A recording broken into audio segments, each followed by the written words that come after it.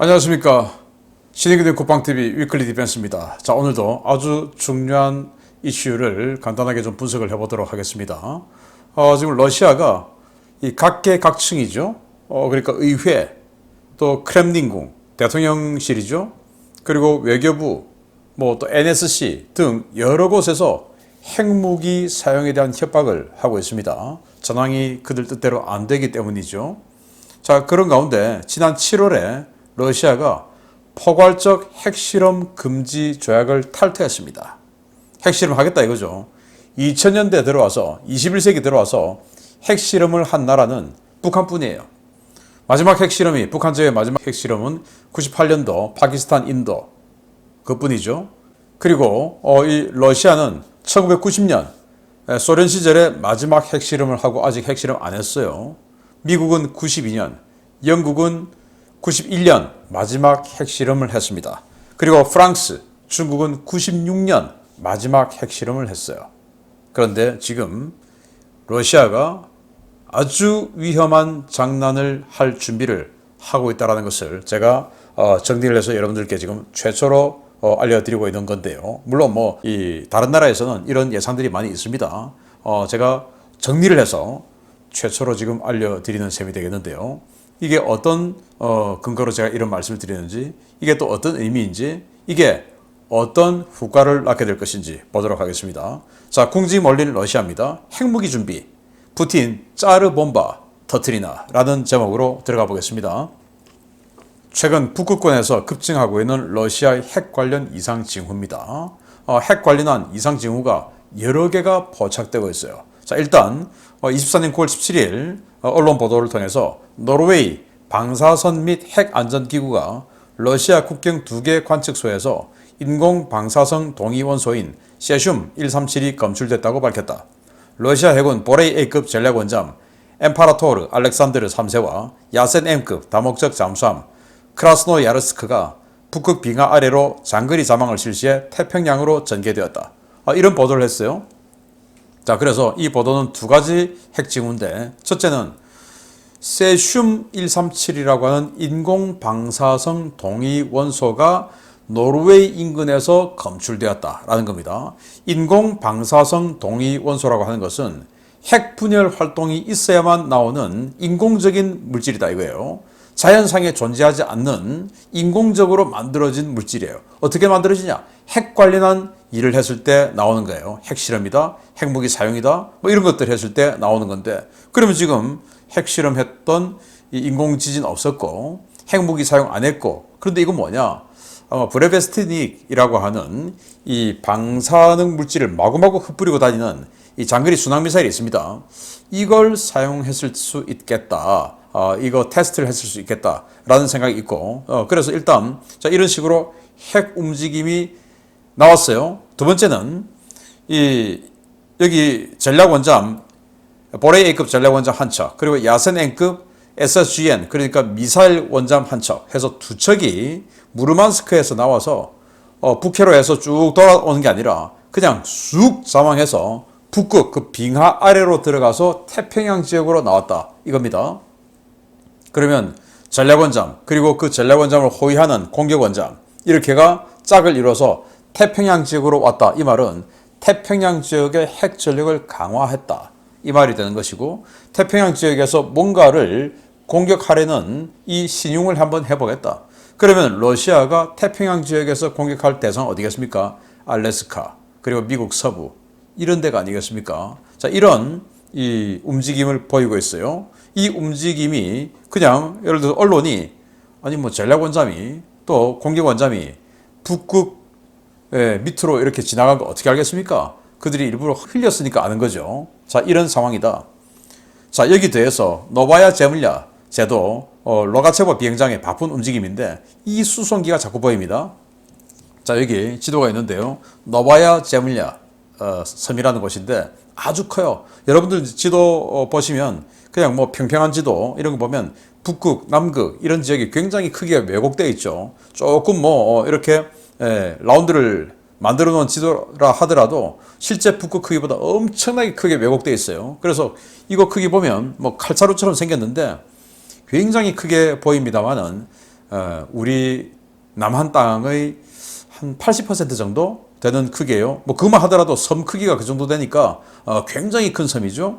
여기에 비행장이 있는데 이 비행장에 이 비행기가 자꾸 왔다 갔다 하고 있다라는 건데, 이 비행기는 로사톰 소속의 일류신 76 수송기예요. 그러면 로사톰은 뭐냐? 이 로사톰 소속의 수송기가 왔다 갔다 하는 게 왜 문제가 되냐라는 건데, 이 로사톰은요, 러시아 국립에너지공사입니다. 우리로 치면 한수원, 그리고 한국원자력연구원, 뭐 이런 것들을 합친 뭐 그런 셈인데, 러시아 국립에너지공사 로사톰은 소련의 핵무기 개발을 총괄하던 핵공학 산업부와 그 후신인 연방원자력청의 기능을 이관받아 러시아의 모든 원자력 관련 업무를 총괄하는 국영기업입니다.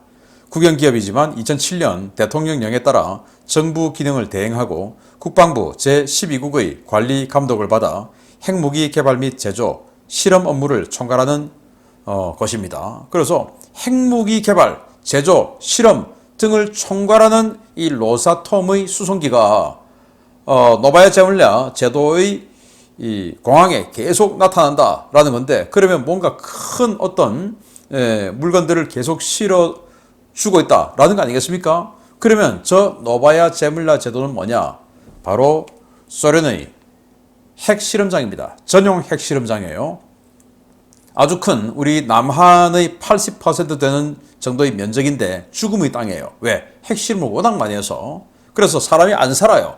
오직 핵실험만 해요. 어떤 땅이냐? 이 노바야 제물랴의 핵실험 시설은 1954년 7월에 소련 정부에 의해 핵실험 시설로 지정된 후에 A구역은 1955년에서 62년, B구역은 64년에서 90년, C구역은 58년에서 61년으로 구분되어 총 224회, 누계 265메가톤 규모의 핵실험이 실시된 지역입니다. 총 면적 8만 3천 제곱킬로미터의 두 개의 큰 섬으로 구성되어 있으며 행정구역상 아렌겔스크주에 속하나 핵무기 및 과학연구 관련 3,500여 명 외에는 일반인이 거주하지 않는 지역입니다. 즉 주민이 없다는 거예요. 그냥 여기에 기관, 기구가 있기 때문에 그 핵실험, 핵개발하는 그 관련, 핵 관련 공무원들만 가 있는 그 인원이 한 3,500여 명, 그렇게만 거주하고 있는, 뭐 사실 거주는 아니죠. 파견되어 있는 이런 곳이지 일반 주민이 사람이 살지 않는 곳이다 라는 건데, 여기가 지금 A구역입니다. 뭐 224회나 그리고 265메가톤이나 여기서 핵실험을 했기 때문에 뭐 여기저기 구멍 뚫어서 핵실험을 꽝꽝꽝꽝 한 겁니다. 그것도 엄청난 규모의 핵실험을. 그러다 보니까 사람이 살 수 없는 죽음의 땅이 되어 있어요. 정말 참 아까운 땅인데, 그런 이 곳에 저렇게 로사톰의 수송기가 왔다 갔다 한다. 그런데 이 노바야 제물랴에는 아까 로사톰에서 원자력 발전소도 관리를 하겠죠. 원자력 발전소가 없어요. 원자력 발전소가 있으면 그 원자력 발전소 관리하러 갔다라고 할 수 있지만 그거 없어요. 오직 핵실험장밖에 없어요. 그런데 대형 수송기가 자꾸 왔다 갔다 한다. 대형 짐을 실어 나르고 있다. 이 말 아니겠습니까? 바로 핵실험 관련 장비를 실어 나르고 있는 건데요. 전 세계를 충격에 빠뜨렸던 핵무기죠. 1961년 짜르본바가 터졌던 바로 그것이 이 노바야 제물랴인데요. 이게 당시 짜르본바가 터지고 있는 버섯구름 모습이에요. 이 버섯구름 끝단에서 45km 떨어진 곳에서 수송기에서 촬영한 사진입니다.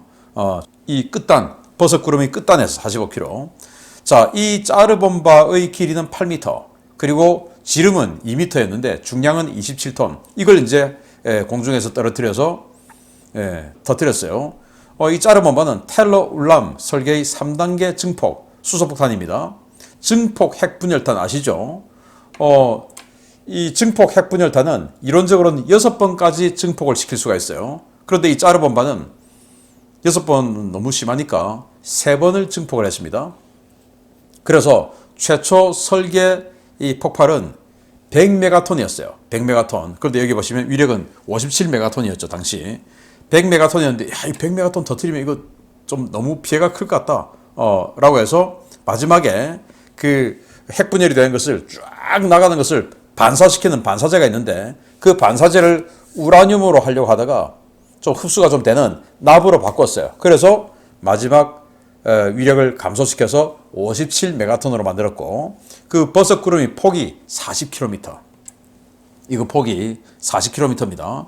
그리고 이 버섯 구름이 높이는 67km. 어마어마하죠. 그래서 충격파 도달 거리가 900km까지 날아갔어요.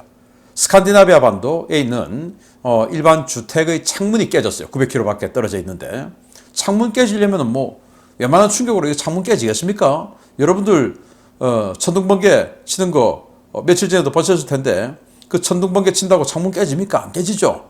그게 깨지려면 얼마나 강력한 충격파가 900km 밖까지 들어 닥쳤겠습니까? 그게 짜르본바 폭탄의 황제다 이거죠. 그리고 완파 범위는 700제곱킬로미터.